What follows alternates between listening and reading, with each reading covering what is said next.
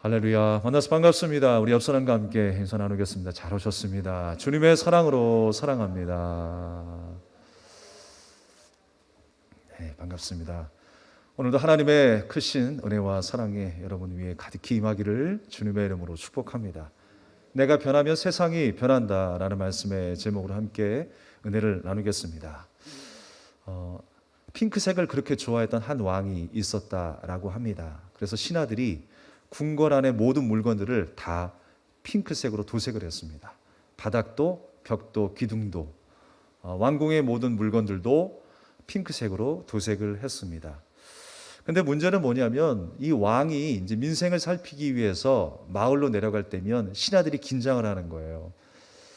이제 모든 것을 다 핑크색으로 도색을 합니다. 길바닥도 핑크색, 또 심지어 타고 다니는 말도 핑크색, 또 사람들과 함께 살고 있는 가축들도 눈에 보이는 건 죄다 다 핑크색으로 물들여 놨는데 한 가지만 핑크색으로 물들일 수가 없었다고 합니다. 바로 하늘이었어요.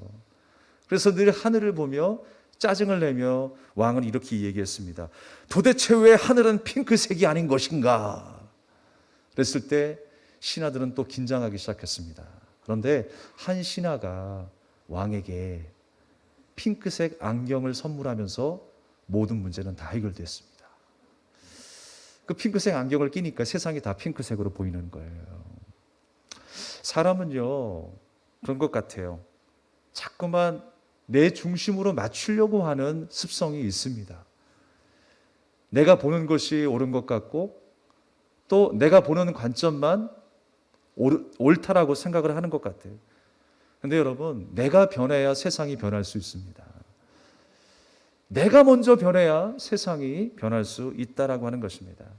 그래서 우리가 힘들고 어려울 때마다 항상 주위 탓을 많이 하잖아요. 뭐 나라가 어떻고 또 정치인들이 어떻고 우리 사리가 어떻고 또 남의 성격이 어떻고 항상 우리가 내 탓을 하기보다 나에게는 관대한데 항상 주변의 탓, 남 탓을 할 때가 많다라고 하는 것입니다. 우리가 다시 한번 내 안에 문제가 무엇인가, 우리가 벗어내야 될 그 안경이 무엇인가를 다시 한번 깨닫는 오늘 이 시간이 되기를 주님의 이름으로 축복합니다. 오늘 이 야곱도요, 주님 앞에서 새롭게 변화되게 되었어요. 그가 지금까지 추구했었던 것은 자기 재산을 모으는 것, 또 자손을 번성하게 하는 것, 또 아내를 얻는 일들, 그 수많은 일들을 통해서 자신의 부를 축적하고 자신의 영향력을 확대해 나갔습니다. 그런데 야복강에서 주님을 만난 이후로 그것이 아무것도 아니라는 것을 깨달았어요. 내가 얻을 수 있었던, 내 손에 쥐을 수 있었던 그 소출이 진정한 복이 아니구나 라고 하는 것을 깨달을 수가 있었어요. 야곱이 이제 에서를 만나기 위해서요 했던 일이 무엇입니까? 그 야복강에서 모든 재산을 건너게 하고 종들을 건너게 하고 아내를 건너게 하고 자녀들을 건너게 했어요. 그리고 그 야복강 나루터에 야곱은 혼자 남습니다. 그 아무것도 없는 그 상황 속에서 혼자 남는 거예요. 그런데 그때 하나님께서 야곱의 이 허벅지 관절을 위골시키죠. 그 어려움 속에서 이제 빈털터리를 만들게 하시고 아무것도 아닌 상황 속에서 이제 아무 힘도 못 쓰는 야곱의 무능력함을 경험하게 하세요. 이제 모든 이 야곱의 연약함의 실체가 다 드러나는 상황이 된 거예요. 내 생각과 하나님의 생각이 부딪혀서 씨름을 하게 되었는데 그때 하나님께서 이 야곱을 새롭게 하시려고 허벅지 관절을 위골되게 하시는 거예요. 그런데 오히려 그 연약함 속에서 사실 그 싸움은 누가 이긴 싸움이라고요? 하나님이 이긴 싸움이라고 했어요. 근데 성경은 뭐라고 말씀하십니까? 야곱이 이겼다라고 말씀하세요. 이제 네가 야곱이 아니라 이스라엘이다 라고 하나님은 명령하여 주십니다. 주님의 참된 자녀로 하나님의 말씀을 의지하며 순종하며 살아가는 거룩한 백성으로 살아갈 것을 주님은 기대하고 계셨어요. 우리가 어려운 일들을 만날 때마다 그렇습니다.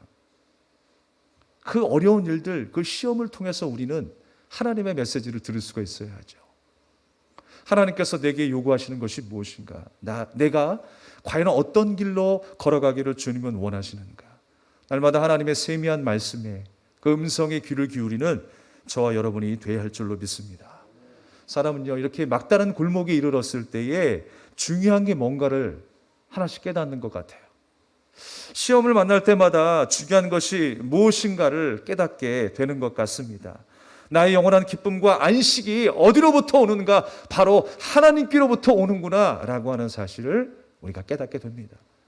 그래서 시편 121편 1절 2절의 말씀에 보면 나의 도움이 어디서 올꼬 천지를 지으신 하나님에게서로다, 여호와에게서로다 라고 시편 기자는 고백하는 거예요.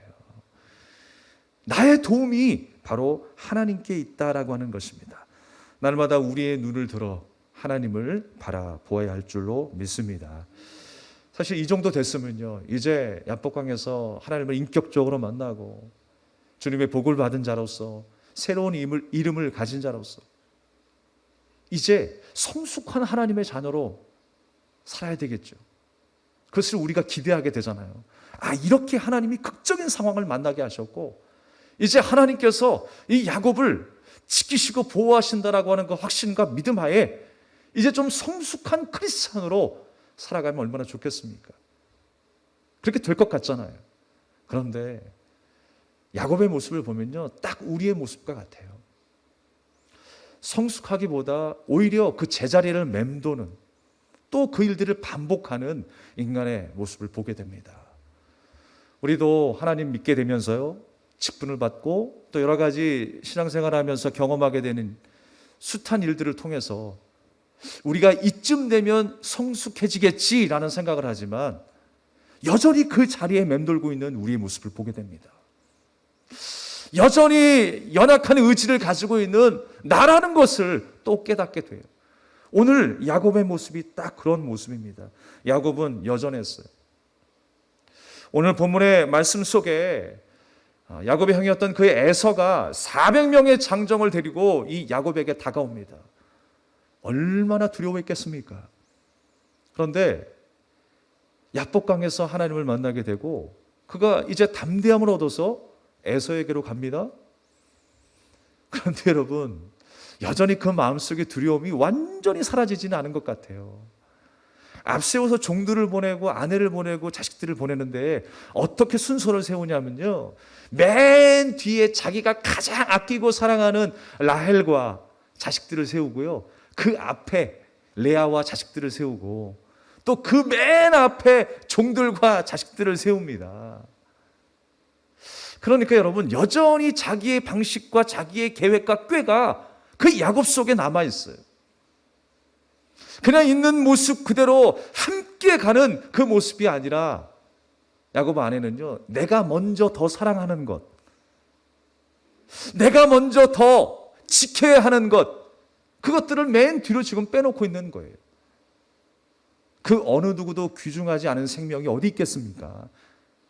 그 어느 누구도 사랑받지 못할 사람이 어디 있겠어요? 다 소중한 사람들 아니겠습니까? 그런데 자기가 가장 사랑하는 라헬과 그 자식들만 맨 뒤로 빼놓는 거예요. 혹시나 형이 우리를 치게 되면 먼저 죽는 사람이 누구예요? 종들과 자식들 아니겠습니까? 그 다음 레아와 자식들 아니겠어요? 조금 지킬 만한, 피할 만한 시간을 벌겠다는 거 아니에요? 그 여전히 야곱 속에는, 야곱의 생각 속에는 그러한 꾀가 들어있었어요. 그런데 여러분, 놀라운 사실은 뭐냐면요, 에서를 만나는 순간에 어떤 일이 벌어졌습니까? 모든 게 다 끝나버렸어요. 해결됐어요. 어쩌면 에서가 데리고 오는 그 400명과 함께 싸워야 될 수도 있었습니다. 피를 흘려야 되는 순간도 상상했을 거예요. 그런데 에서를 만나는 순간에 모든 것이 해결됐어요. 에서와 야곱이 극적으로 만나서 함께 안고 눈물을 흘리면서 입맞춤을 하면서 화해를 하는 장면이 오늘 본문의 말씀인 것입니다. 우리가 이 말씀을 통해서 깨닫게 되는 건 뭐냐면요, 하나님과의 관계에 있어서 어떤 문제가 해결되었을 때 우리 주변의 문제와 시험거리들은 아무것도 아니라는 것을 우리에게 보여주고 있어요. 가만히 보면 사실 여러분, 우리 주변에 일어나는 모든 문제와 시험은요, 들러리에 불과합니다. 하나님께서 우리를 하나님의 목적으로 인도하시기 위해서 세상의 사람들을 통해서, 문제를 통해서, 사건을 통해서 들러리로 세우시는 거예요. 때로는 채찍으로 세우시는 거예요. 그래서 하나님의 목적에까지 우리를 인도하시는 것입니다. 할렐루야. 야복강에서 하나님을 인격적으로 만나고 그의 삶이 이제 야곱의 인생이 아니라 이스라엘의 인생이 되었을 때에 가장 두렵고 두려워했던 그 에서와의 문제가 해결되어 있는 거예요. 어떤 시험 때문에, 문제 때문에 고민하고 있습니까? 여러분, 하나님과 나 사이의 관계가 온전한가를 다시 한번 확인하십시오. 내가 하나님의 말씀에 불순종하여 잘못된 길을 걸어가고 있는지 확인하십시오. 우리가 하나님과의 관계를 다시 한번 회복해야 합니다. 그 문제가 회복되었을 때 사실 에서는 이제 더 이상 두려움의 대상이 아닌 거예요. 세상은 더 이상 두려움의 대상이 되지 않는다라고 하는 것입니다. 잠언서 16장 7절 말씀에 보면 사람의 행위가 여호와를 기쁘시게 하면 그 사람의 원수라도 그로 더불어 화목하게 하시느니라 그랬어요. 주님과의 관계가 온전하면 사람과의 관계도 화목해진다는 거예요. 세상의 그 어떤 문제도 해결할 수 있음을 말씀하고 있는 것입니다. 이 세상의 그 어떤 문제도 나를 거룩하게 하시려는 하나님의 도구임을 기억하시길 바랍니다. 그래서 우리는 그때마다요, 어려움을 만나면 나에게 하나님이 무엇을 교훈하시려고 하는지 생각해야 한다는 거예요. 어느 순간에 그 문제가 아무것도 아닐 수 있어요. 아무것도 아닌 것처럼, 마치 야곱을 안고 에서가 화해를 했던 것처럼 우리 앞에 모든 일들이 완벽하게, 완전하게 해결되어 있을 줄로 믿습니다. 그래서 우리는 시험을 만날 때마다 인내하며 내가 버텨내야 된다라고 하는 생각을 하지만 그 생각과 동시에 시험은, 문제는 성숙과 완성으로 가고 있구나라는 생각을 하셔야 돼요. 함께 따라하겠습니다. 시험은 성숙과 완성으로 인도한다. 학생들이 열심히 공부하는 것도 그렇잖아요. 지금까지 열심히 공부했습니다.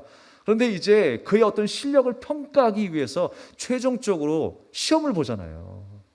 그 완성을 향해 달려가는 거잖아요. 그 어떤 열매를 맺기 위해서 이제 그 시험을 보는 거예요. 그렇듯이 우리에게 주어진 그 어떤 것도 그냥 이루어지는 법이 없습니다. 그러나 우리가 두려워해야 될 대상이 아니라 다 들러리라는 거예요. 도구라는 거예요. 누구 때문에? 나 때문에. 하나님께서 나를 거룩하게 세우시기 위한 목적이 있다라고 하는 것입니다. 우리가 때로는 그렇습니다. 가정 안에 남편과 아내 사이에 여러 가지 문제, 또 도저히 이야기해도 말도 안 듣는 자식들, 또 너무 맞지 않은 내 주변의 사람들, 희망이란 희망을 찾아볼 수 없는 우리의 모습일지라도, 또 하나님 앞에 기도를 하는데 하나님께서 응답하시지 않는 그 상황 같아도, 여러분, 하나님은 지금도 나를 지키시고 바라보고 계신다는 사실을 기억하십시오. 하나님이 절대로 무능력해서가 아니에요. 너 한번 골탕 먹어봐라, 그렇게 우리를 인도하시는 것이 아닙니다. 문제는 뭐냐면 내가 아직 야곱의 상태로 있기 때문에 그게 문제인 거예요. 우리가 야곱의 상태에 머물러 있지 말고 이제 이스라엘의 상태로 살아야 하는 거예요. 진정한 하나님의 자녀로 하나님의 말씀에 순종하는 이스라엘의 모습으로 우리가 살아야 한다는 거예요. 그런데 여전히 우리가 야곱의 삶을 살아가고 있어요. 내 지혜와 내 꾀로, 사기꾼처럼, 교만함으로 살아가고 있는 것입니다. 우리가 전능하신 하나님, 역사하신 하나님, 그 능력의 하나님 앞에 정말로 담대함으로 서는 이스라엘, 참된 주님의 성도가 되기를 간절히 소망합니다. 성경 말씀은요, 바로 주님의 자녀들에게 주시는 말씀이에요. 세상에 많은 사람들이 귀가 열려있고 눈이 열려있다 할지라도 하나님의 말씀을 어떻게 받아들인 줄 아십니까?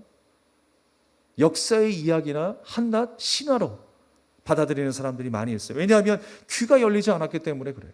눈이 열려 있지 않았기 때문에 그렇습니다. 그래서 이 하나님의 말씀은요, 믿음의 자녀들에게 주시는, 들리게 하시는 하나님의 음성이라고 하는 거예요. 하나님의 메시지는 어느 누구가 아니라 바로 나를 향하신, 내게 주시는 하나님의 말씀이라고 하는 것입니다. 내가 듣기를 원하세요. 수많은 일들이 벌어지고 있지만 오늘 여러분, 내게 들린다면 남 탓할 게 아니라, 남을 비판할 게 아니라 내가 회개해야 될 문제임을 기억하시기 바랍니다. 누구에게 들려주시는 메시지라고요? 내게 들려주시는 메시지라. 내가 듣기를 원하세요. 간혹 엄마들이 이제 모이게 되면요, 여러 가지 이야기들을 많이 하죠. 특히 자녀에 대한 교육의 얘기, 인생의 얘기, 미래에 대한 이야기를 많이 합니다. 그리고 그 얘기를 하고 나서 집으로 돌아오게 되면 엄마의 마음이 어떤 마음일까? 자녀가 꼭 이렇게 했으면 좋겠다. 우리 아이들도 좀 이렇게 살았으면 좋겠다. 순종하고 공부도 열심히 했으면 좋겠고, 다 그런 기본적인 바람들이 있잖아요. 그러면서 이제 그 아이에게 직접적으로 얘기하고 싶지만 사춘기 아이들이 또 반항할까 봐, 또 잔소리로 알아들을까 봐 직접적으로 말을 못하고 어떤 식으로 얘기하냐면요, 남편과 아내가 먼저 얘기를 합니다. 그리고 주변에 맴도는 아이들이 듣기를 조금 바라면서, 내심 바라면서 큰 목소리로 아빠하고 엄마가 대화를 주고받는 거예요. 그 내 친구 아들은, 내 친구 딸은 이렇게 행동을 하더라. 이렇게 열심히 공부를 하더라. 근데 여러분, 그 아내가 남편에게 하는 말이에요? 아니면 누구에게 말하는 거예요, 지금? 그 남편이 듣기를 원하는 겁니까? 아니죠. 그 주변에 맴돌고 있는 자식들이 듣기를 원하는 마음이 있어요. 그게 바로 엄마의 마음이에요. 하나님의 사랑도 그렇습니다. 수많은 일들이 일어나고 있지만 주님의 자식들이, 하나님의 자녀가 하나님의 음성을 듣기를 원하시는 거예요. 내게 주시는 말씀인데 우리가 그 말씀을 잘 듣지 못해요? 남 얘기하는 것 같아요? 다른 사건, 사고 그 이야기하고 있는 것 같아요? 아닙니다. 바로 내게 주시는 말씀이라는 거예요. 우리는 어떤 일을 통해서도 내게 주시는 하나님의 말씀에 귀 기울일 수 있어야 합니다. 주님은 내가 듣기를 원하세요. 우리 자녀가 중요한 얘기를 듣기 원하는 것처럼 좀 듣고 깨닫고 돌이켜서 순종하기를 원하는 그 간절한 마음처럼 하나님도 나를 향한 마음이 동일하다는 사실을 우리는 기억해야 합니다. 열왕기상 8장 37절 39절의 말씀에 보면요, 만일 이 땅에 기근이 임하고 전염병이 있고 또 곡식이 시들어서 가뭄이 오고 메뚜기나 황축이 와서 모든 곡식을 다 갉아먹고 적국이 와서 애워쌀지라도 한 사람이 하나님 앞에 돌아와 회개하면, 아니 온 이스라엘 백성이 돌아와 회개하게 되면 하나님께서 그 부르짖음을 들으시고 용서하신다라고 말씀하셨어요. 왜 하나님께서 기근을 주시고 전염병을 주시고 이런 어려운 환경들을 만나게 하셨을까요? 주님께서 그를 새롭게 하시기 위해서, 거룩하게 만드시기 위해서, 그 집 나갔던 백성이 주님의 품으로 돌아오게 하기 위해서 하나님께서 그 일들을 허락하셨다라는 거예요.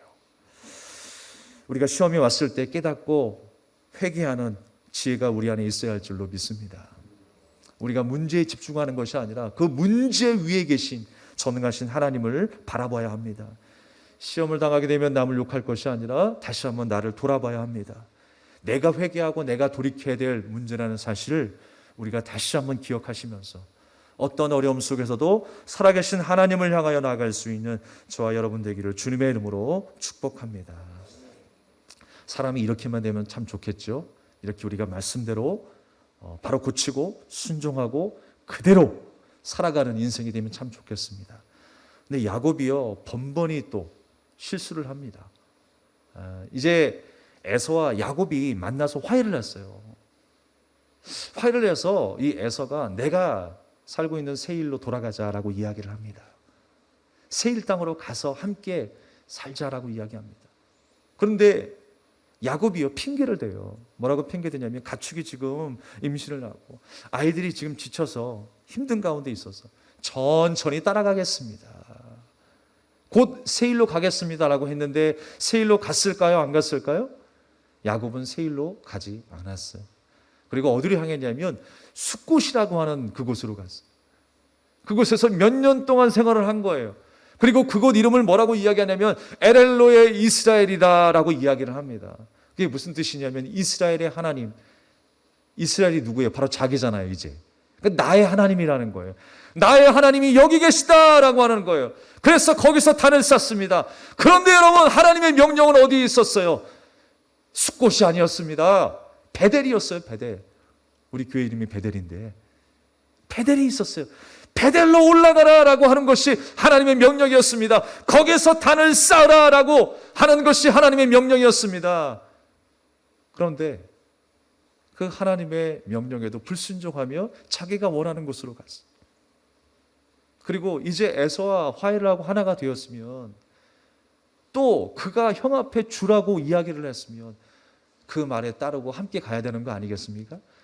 근데 또 자기 꾀, 자기 생각으로 또 숫곳으로 가는 거예요. 그리고 결국 어디로까지 인도하느냐? 세겜 땅으로 가게 됩니다. 세겜 땅에 가서 머물러 있는 거예요. 그곳에서 집도 짓고 또 동물들 우리도 만들어 놓고 아예 거기에 그냥 안착하면서 살아가는 거예요.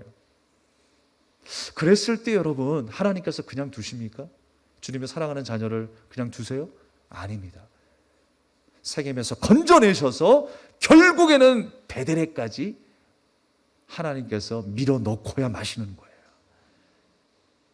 하나님이 약속하신 그 땅, 하나님께서 복을 내리시겠다라고 하는 그 땅으로 하나님께서 야곱과 가정들을 밀어넣으셨어요. 도저히 야곱의 능력과 그 상황으로는 할 수 없었기 때문에 하나님께서 그냥 밀어넣으셨다라고 하는 말이 맞아요. 그래서 어떤 일이 벌어졌습니까?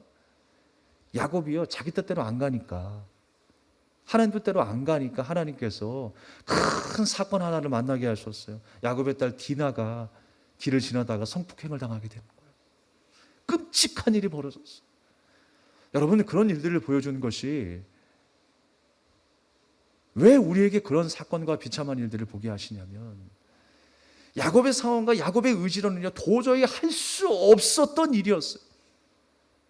도저히 돌이켜서 베델로 갈 수 없는 그 마음이었습니다. 그러니까 하나님께서 지금 야곱을 억지로 붙들고 계셔서 이 베델로 향하게 하시는 거예요. 베델로 인도하셔서 하나님의 자녀로, 하나님의 말씀에 순종하는 주님의 자녀로 살게 하시는 것입니다. 우리 인생도 마찬가지였습니다. 우리 힘으로 우리 안에 있는 죄를 해결할 수가 없었어요. 도저히 내 힘으로 내 뜻대로 해결할 수 없는 것을 예수님께서 이 땅에 오셔서 십자가의 죽으심으로 우리의 모든 죄를 단번에 해결하신 줄로 믿습니다. 그 끔찍한 십자가의 사건을 통해서 있을 수 없고 있어서는 안 돼. 그 십자가 사건을 통해서 바로 우리의 모든 죄가 해결된 것입니다. 그것이 바로 하나님의 작정이고 야곱을 베델로 인도하신 하나님의 선한 뜻인 것입니다. 그래서 오늘 이 말씀을 통해서 힘들고 어려운 가운데 우리가 살아가지만 다시 한번 주님께서 보게 하시는, 또 듣게 하시는 그 하나님의 메시지를 다시 한번 들을 수 있는 저와 여러분이 되어야 할 줄로 믿습니다. 하나님의 명령은 베델에 있었습니다. 하나님의 말씀이 있는 곳이었어요. 바로 우리도 하나님의 말씀을 따르는 주님의 자녀가 되기를 바라겠습니다. 내가 명명해놓고 그것을 나의 하나님, 이스라엘의 하나님이라고 이야기하는 거는요, 내가 하나님의 말씀을 재단하는 거예요. 내 영역 안에 있는 하나님으로 만들어버리는 거예요. 자신이 생각과 결정은 다 해놓고 그 하나님을 내 뜻에 맞추는 인생이라는 거예요. 어떻게 여러분 하나님을 내 뜻에 맞춥니까? 내가 하나님께 맞춰야 되죠. 근데 우리가 꼭 그렇게 살아가요. 하나님의 말씀을 우리가 재단해서 우리식으로 해석해서는 안 되고요. 또 우리의 신앙생활도 비슷하다고 해서 온전하지 않은 모습으로 하나님을 섬긴다면 그것 또한 문제가 있습니다. 사실 세겜이라고 하는 땅은요, 베델과 가까이에 있었어요. 그래서 그 마음과 그 생각 속에 우리가 그냥 가까이 있으니까 굳이 베델로 가지 않아도 하나님 말씀에 순종하는 것이 되겠지. 그래, 순종했으니까 됐어 라고 그냥 합리화시킬 수 있어요. 그런데 하나님이 원하시는 것은 세겜이 아니었어요. 베델이었어요. 우리의 신앙생활도 여러분 비슷한 것이 아니라 제대로 해야 됩니다. 하나님 앞에 제대로 된 신앙생활을 해야 됩니다. 요즘에 우리가 코로나로 인해서 참 핑계거리가 여러 가지 많아졌어요. 그래서 형식만 갖추는 예배가 되어서는 안 된다는 거예요. 우리의 생각과 상식으로 인해서 게으름과 불신앙을 자꾸만 합리화시켜서는 안 된다는 거예요. 대면 예배를 드렸던 비대면 예배를 드렸던 주님 앞에 진심으로 드릴 수 있는 예배가 되기를 바랍니다. 제대로 된 신앙을 우리가 신앙생활을 해야 되는 거예요. 하나님은 그것을 원하고 있습니다. 다시 한번 우리가 이 어려움의 때에 예배가 바로 세워지고 우리의 신앙이 바로 세워질 수 있기를 주님의 이름으로 축복합니다. 주님은 이제 야곱의 때에서 이스라엘의 때로 옮겨지기를 원하세요. 제대로 된 주님의 자녀로 살아가기를 원하세요. 여전히 너의 생각, 너의 지혜와 너의 깨와 너의 계산, 그거 빨리 버리라고 하시는 거예요. 우리가 그걸 안고 있으면 자꾸만 하나님의 복의 시간은 늦춰지는 것입니다. 하나님의 은혜의 때는 늦춰지는 거예요. 우리가 부디 옛 생활로 돌아가지 말고 하나님의 사람, 하나님의 자녀의 삶, 그 시간으로 살아가는 우리가 되기를 간절히 소망합니다. 말씀을 정리하겠는데요. 많은 사람들이 등산을 좋아하죠. 등산할 때에 그 등산가들에게는요, 여러 가지 준한 용어들이 있습니다. 그 용어 중 하나가 링반데룽이라고 하는 독일어가 있어요. 그 링반데룽이라고 하는 의미가 뭐냐면, 등반을 하다 보면요, 여러 가지 악천후를 만나게 됩니다. 비가 올 수 있고 눈이 올 수 있고 그런 폭설로 인하여서 어려움을 당하는데, 그럴 때 갑자기 방향 감각을 잃어버린다는 거예요. 방향 감각을 잃어버려서 난 나름대로 밑에 하산하며 내려간다라고 생각을 하는데, 한참을 내려가다 보면 그 자리고 한참을 내려가다 보면 그 자리라는 거예요. 그럴 때 해결 방법이 뭐냐면 잠시 그 걸음을 멈추라는 거예요. 그리고 방향을 재설정하고 여기가 지금 어디인가를 가만히 지켜보면서 좀 쉬었다 가라는 거예요. 그러면 제대로 내려갈 수 있다라고 이야기합니다. 근데 우리의 삶 속에서도요, 이 링반데룽의 상황이 참 많이 있어요.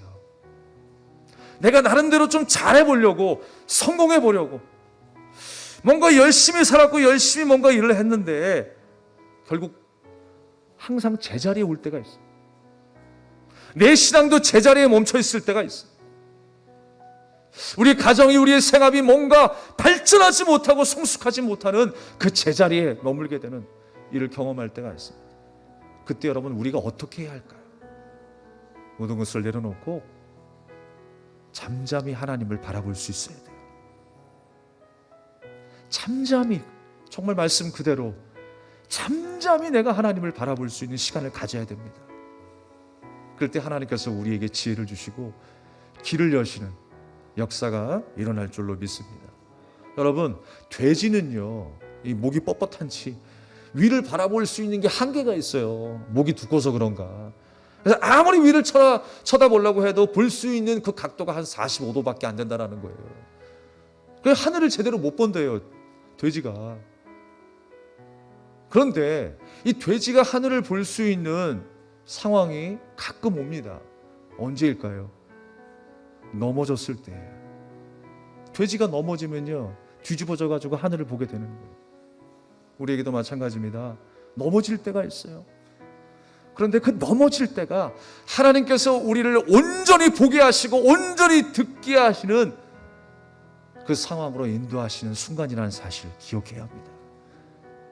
모든 상황들을, 모든 시험들을 하나님께서 들러리로 세우셔서 우리를 복주시려고, 우리를 새롭게 하시려고 주님께서 인도하시는 순간임을 기억하시기 바랍니다. 여러분, 잠잠히 하나님을 바라보십시오. 하늘을 바라보십시오. 주님의 그 세미한 음성을 듣고 이 한 주를 살아가는 저와 여러분 될 수 있길 바랍니다. 우리와 함께 하셔서 하루 또 하루를 새롭게 하실 그 하나님의 놀라운 일들, 그 일들을 기대하며 나아가는 귀한 시간들 되시기를 간절히 소망합니다. 우리가 찬양을 드리고 함께 기도하겠습니다.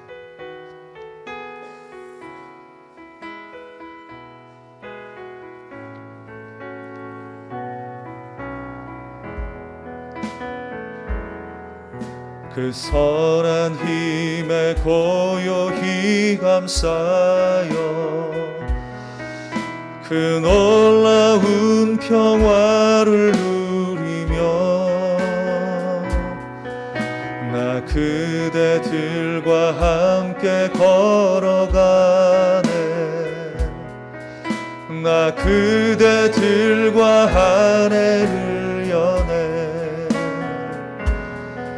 지나간 허물 어둠의 날들이 무겁게 내 영혼 짓눌러도 오 주여 우릴 외면치 마시고 약속의 구원을 이루소서.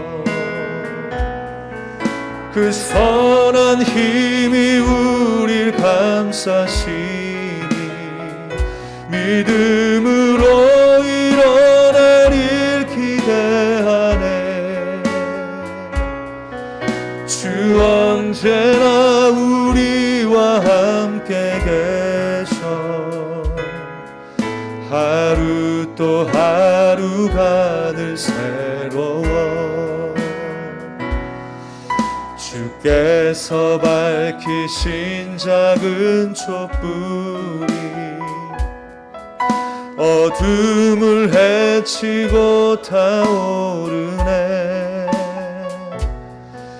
그 빛에 우리 모두 하나 되어 온 누리에 비추게 하소서. 그 선한 힘이 우릴 감싸시니 믿음으로 일어날 일 기대하네. 주 언제나 우리와 함께 계셔 하루 또 하루가 늘 새로워. 이 고요함이 깊이 번져갈 때 저 가슴 벅찬 노래 들리네. 다시 하나가 되게 이끄소서. 당신의 빛이 빛나는 이 밤 그 선한 힘이 우릴 감싸시니 믿음으로 일어날 일 기대하네. 주 언제나 우리와 함께 계셔 하루 또 하루가 늘 새로워. 그 선한 힘이 우릴 감싸. 아멘. 믿음으로 일어나리 기대하네. 그렇습니다. 주 언제나 우리와 함께 계셔 하루 또 하루가. 우리 다시 한번 믿음으로 고백합시다. 그 선한 힘이 우릴 감싸시니 믿음으로 일어날 일 기대하네. 주 언제나 우리와 함께 계셔 하루 또 하루가 늘 새로워. 하루 또 하루가 늘 새로워. 하루 또 하루가 늘 새로워. 오늘 주신 말씀을 기억하면서 우리 합심하여 기도합시다. 우리 주변의 많은 문제들이 여전히 해결되지 않고 막막합니까? 여러분, 그러나 결국에는 하나님께서 승리케 하실 것입니다. 우리를 온전하게 세우시려고, 우리에게 복 주시려고 하나님께서 들러리로 세우신 수많은 시험과 환난들, 우리가 믿음으로 이겨낼 수 있기를 바랍니다. 주님의 때에 주님의 방법으로 이루실 것을 우리는 확신합니다. 우리가 믿음으로 나아갈 수 있게 하여 주시옵소서. 주님이 나와 함께 하시니 하나님이 나를 위하여 하실 일들을 기대하며 살아가는 주님의 자녀가 되게 해달라 우리 간절한 마음으로 기도하겠습니다. 하나님 아버지, 늘 감사드립니다.